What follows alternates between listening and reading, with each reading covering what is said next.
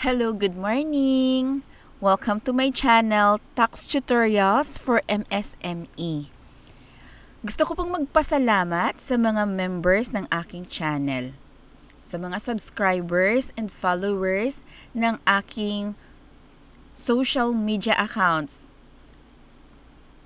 na same din yung title, Tax Tutorials for MSME. So, ginawa ko ang channel na ito para makatulong sa mga bagong registered taxpayers sa Bureau of Internal Revenue para matulungan sila sa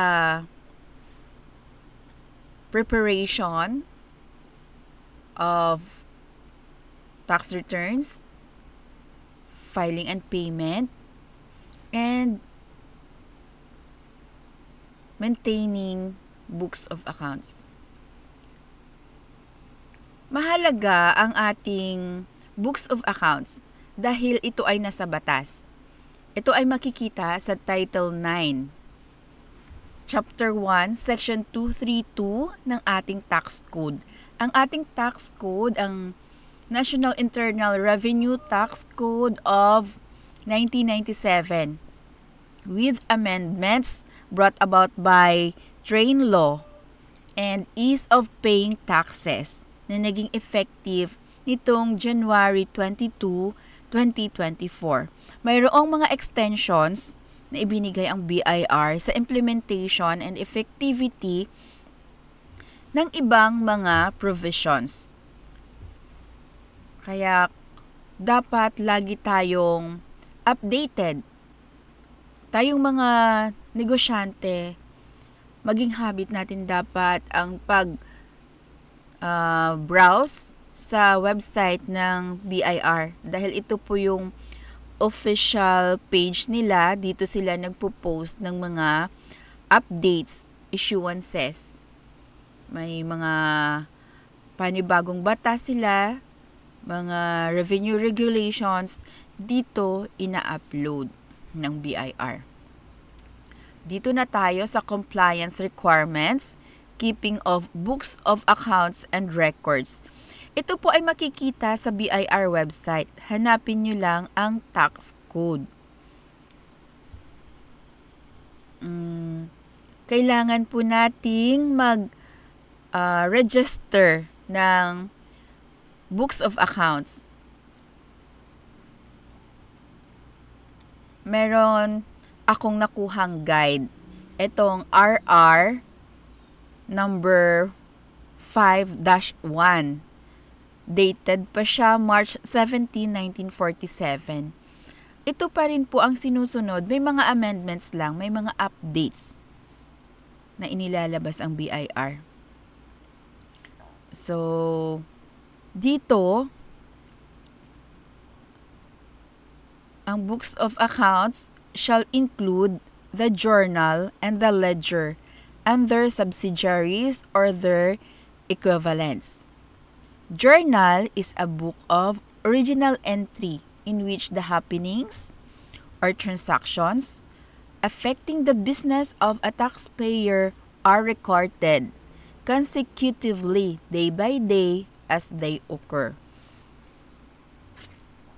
So, dyan natin isinusulat yung ating mga transactions. Ledger is a book of final entry to which are posted the classified accounts or items of all transactions entered in the journal or its equivalents. So pag sinabi, ano ba ang mga required books of accounts na dapat i-register sa Bureau of Internal Revenue? Ang kailangan, mayroon kang journal and ledger. May sinasabi siya dito na may subsidiaries. So, pwedeng gumawa ng iba pang mga books of accounts and their equivalents na makakatulong sa pagpagaan ng recording ng transactions ng business. Kaya meron tayong iba't ibang klase ng journals. Meron tayong cash journal, cash receipts journal, cash disbursement journal.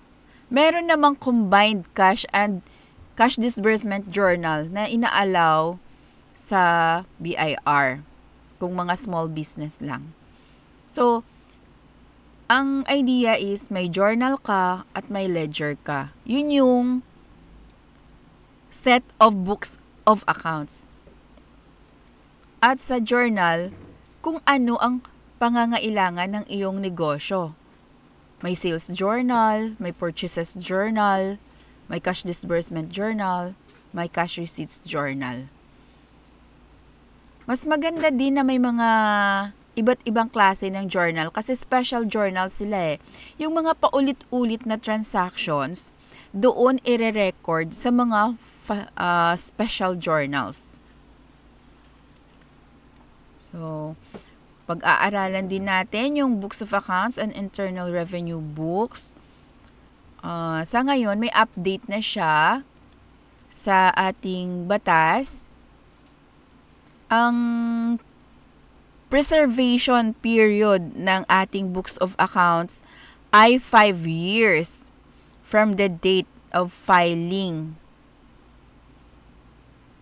or the deadline of filing of income tax return. For example, sa year 2023, ang deadline ng filing ng income tax return ay April 15, 2024. So, doon magsisimula ang pagbibilang ng 5 years. Dapat i-keep pa rin. Bawal itapon ang iyong books of accounts. Ang books of accounts dapat nandoon sa place of business. Hindi hawak ni bookkeeper or ni accountant. Dapat nandoon kung saan ang address ng iyong negosyo. Para pag mayroong tax mapping, ang tax mapping ay surprise, tax compliance verification drive ng BIR, dapat nandoon sa iyong shop. Kung ikaw ay may shop, kung mga online seller, sa bahay. Kung saan ang registered address sa iyong certificate of registration. Dapat din ang language ng books na gagamitin, English or Spanish. Nasa batas eh. So, English tayo. Native language daw natin yung Spanish. Oh. The keeping of such books or records in any language other than a native language, English or Spanish, is hereby prohibited. So, mag-English tayo.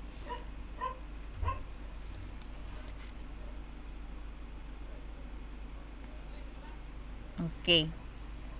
Dito na tayo sa books of accounts needed. Itong ginawa kong guide ay para sa mga online sellers. Kasi 'di ba ngayon, mas marami ang nagparehistro na mga online sellers. Matagal nang nagnenegosyo online, pero walang registration sa BIR dahil sa batas ng ating gobyerno na ang mga online sellers dapat ay papatawan na ng tax. Actually, ang batas na yon, RR, ano ba yun? 2023? RR 16-2023. Ang sinasabi sa RR 16-2023 ay yung withholding on gross remittances made by e-marketplace operators and digital financial services to sellers or merchants. Yon. So, ang RR 16-2023 is more on withholding tax.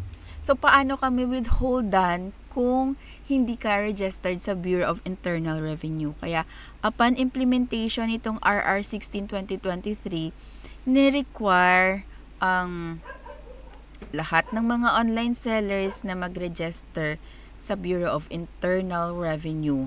Lahat ay hindi na pwedeng mag-operate online na walang registration sa BIR. So, marami ng mga accounts ang na-freeze sa Shopee.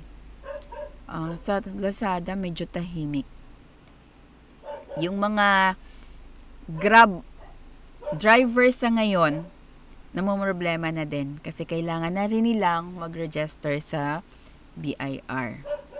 Ganun naman talaga bago mag-start ng negosyo, kailangan pong mag-register sa government agencies.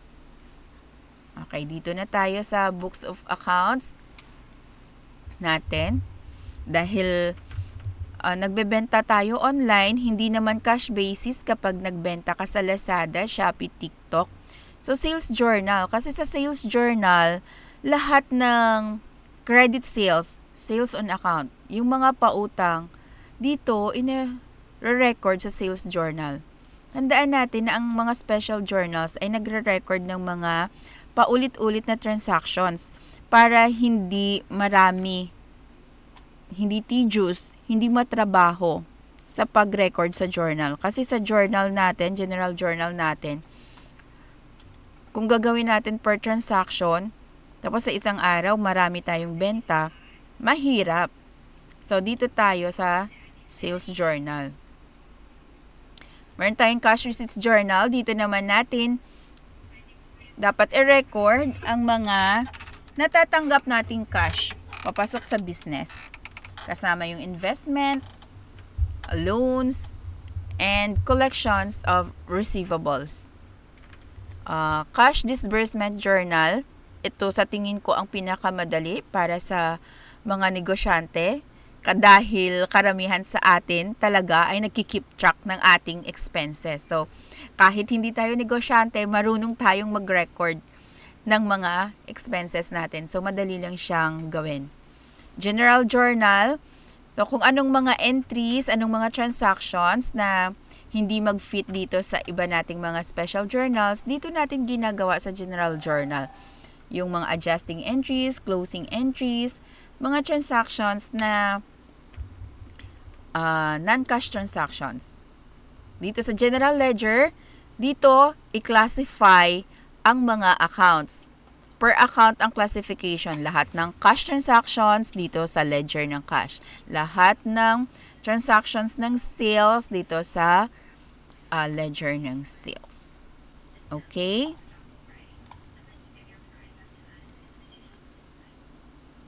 Dito muna tayo ngayon. Ang next video ko ay para sa sales journal naman.